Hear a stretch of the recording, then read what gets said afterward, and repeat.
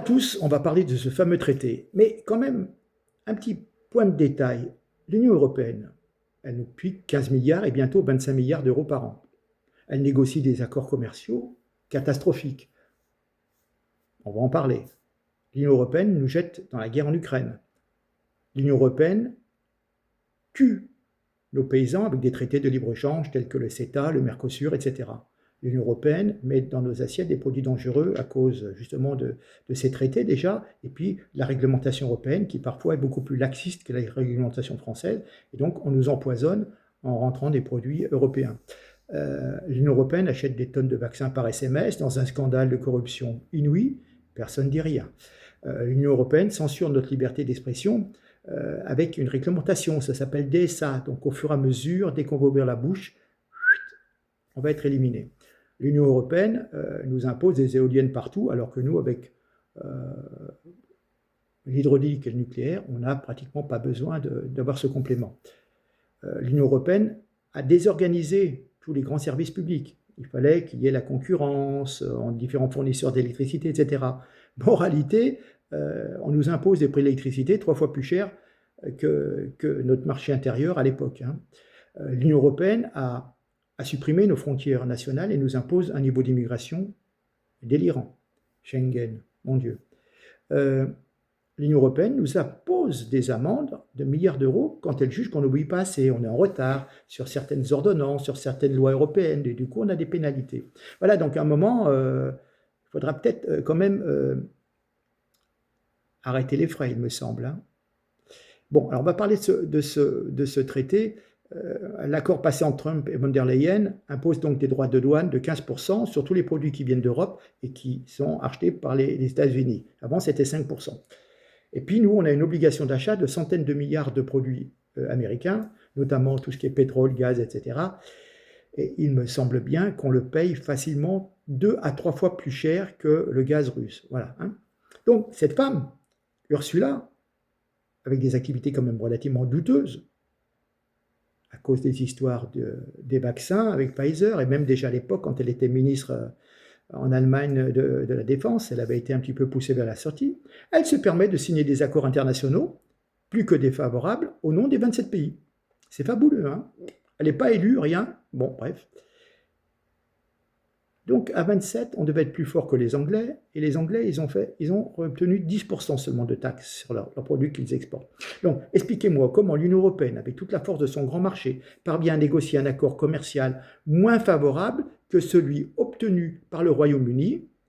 Donc, quand on nous a bassinés pendant des années, ensemble on est plus fort, face aux colosses mondiaux, la Russie, la Chine, les États-Unis, eh ben non, on vient se prendre le mur.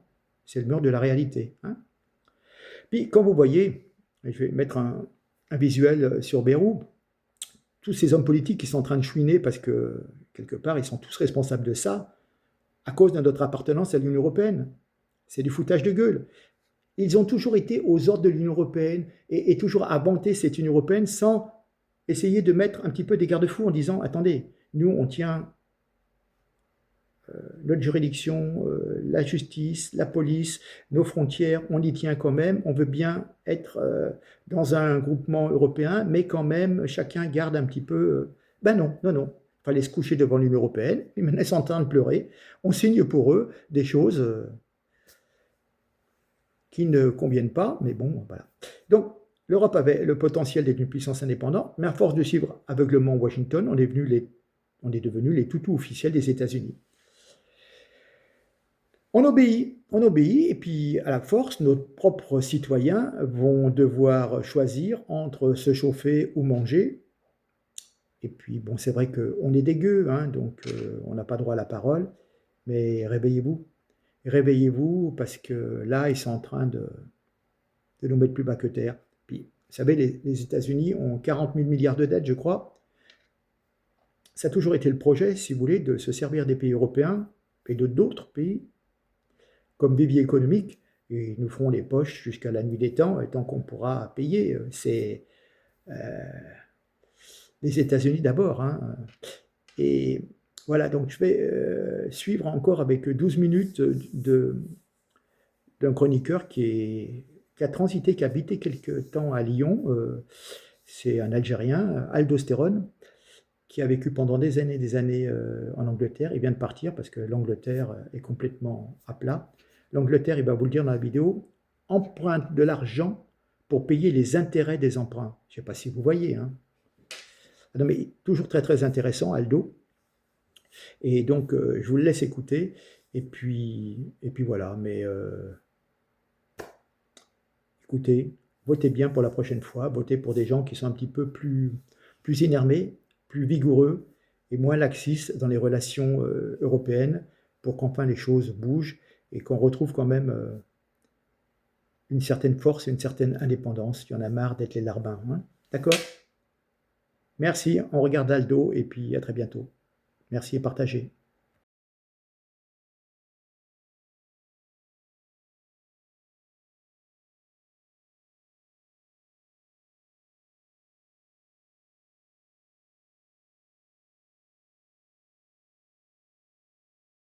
Hello, friends. There was a rather astonishing situation yesterday when Leyen, the president of the European Commission, literally sold Europe to the United States. She confirmed Europe's economic vassalage to the United States. So, to tell you the truth, she went to negotiate with Trump. And then, initially, she said, what we want is zero, which means zero taxes from the European Union, a zero tax on American products, and vice versa, we can sell to the United States without a trade barrier. But Trump didn't see it that way.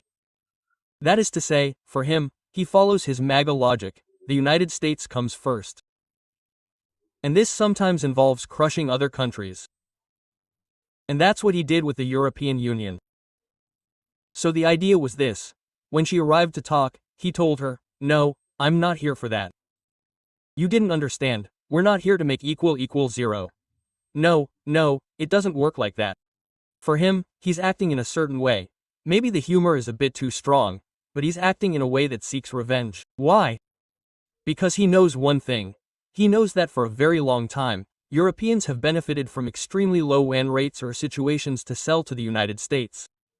Between 2% and 5%, let's say it doesn't even reach 5%, 4.8 on average, with quite a few industries benefiting from 2%.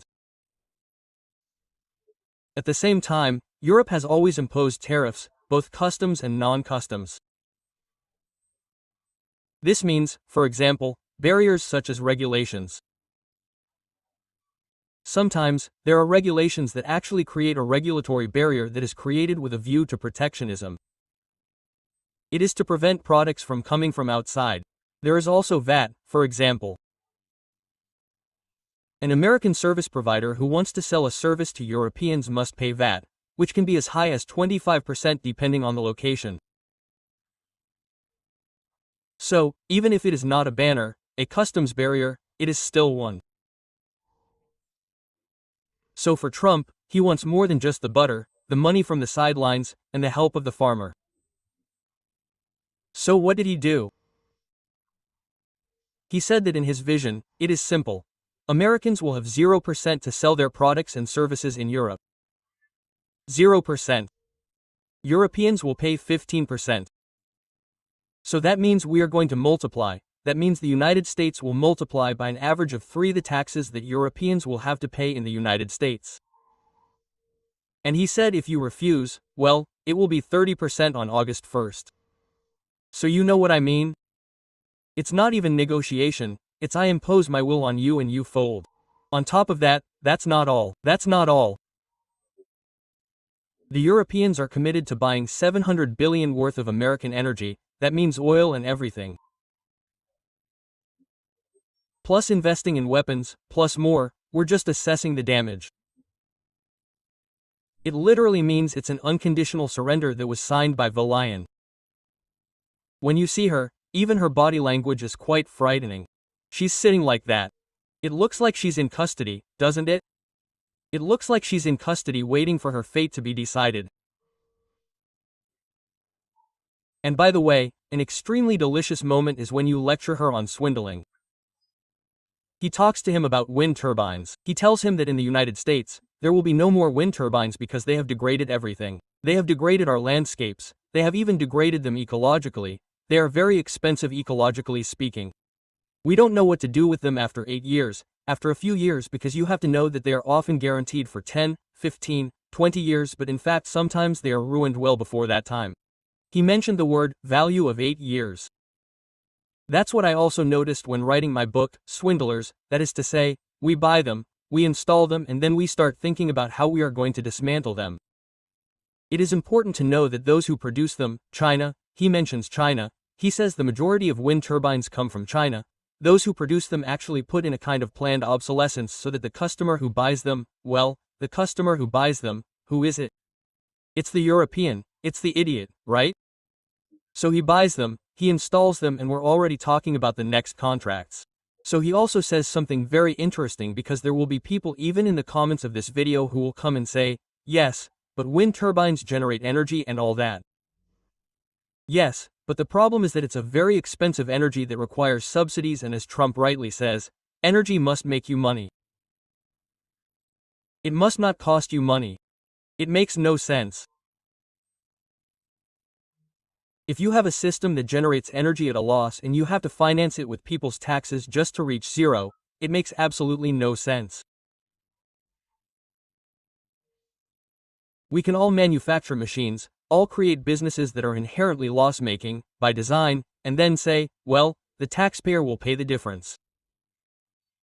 And that's why in Europe, we have extremely high energy costs, which are very, very expensive when compared to the planet. Which means that, well, Europe is in the process of deindustrializing, because quite simply, there is no way to produce with the energy costs, on top of the regulatory costs, on top of the taxation. I would say that what Europe is doing makes absolutely no sense. But if you look at it, there is a position, observe it in the past or in the future, there is a logic of positioning of the European Union. You will find it very strongly in Macron too. It is that when we do business, when we sign commercial deals, what do we look at? We look at whether we are winning, whether we are losing. If we are losing, there is no point in signing them. We also look at our own interests, even if the other party will also see their interests, but we have to find a place where both are winners. Europe has never done that. If you look at Europe's position on the big issues of Ukraine, on climate issues, on ecology, on Taiwan, on China, on many things, Europe is more in line with the logic of acting according to our values. Europe is in line with a civilizing logic. That means that this is a continent that is collapsing, that is becoming deindustrialized, that is plunging into poverty, that is regressing on all levels, on all objective levels that can be measured. Even the quality of life is regressing, inflation, insecurity, endemic corruption, and who is actually doing what? And I'm not even talking about the insolvency of the states that are in debt up to their necks, just the United Kingdom, which for me is part of the European Union. The United Kingdom alone, for example, is currently borrowing record amounts every month, not to repay its debt, which I don't think it will ever repay, but to pay the interest on the debt. Imagine someone who is so deep in debt, right, that they are forced to take out a consumer loan to pay the interest on the loans they have, not even to repay the loans.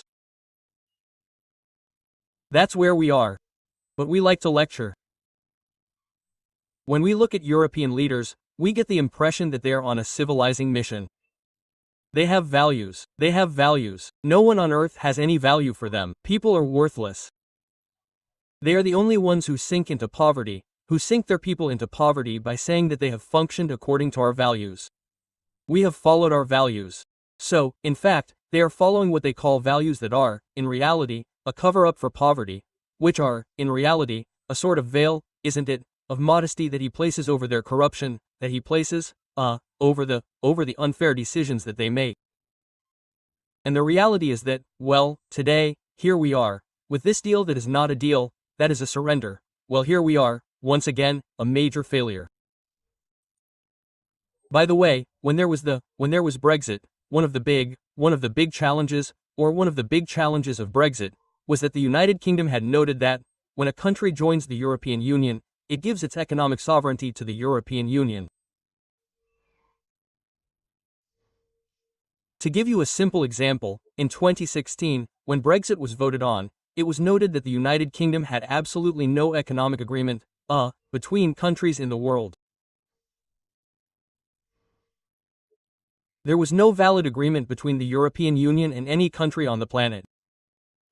All the agreements, 100% of the agreements were agreements that were placed under the control of the European Union. And that was a big problem. It was one of the big challenges in reality, for those of me who have many friends who are in the logic of froc side. And in fact, it is a big challenge.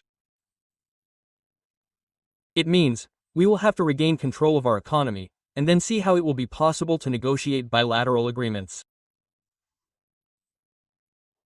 Because that no longer exists today. Bilateral agreements are always agreements between the European Union and other countries or other regions in the world. And they are agreements that are binding on everyone. That is one of the things that happens when we sign. We lose our economic sovereignty in any case. The European Union is and has always been a wholesaler of sovereignties. That means that if there wasn't the European Union and Trump wanted this kind of agreement with the EU countries that are in power today, well, he would have had to do them one by one.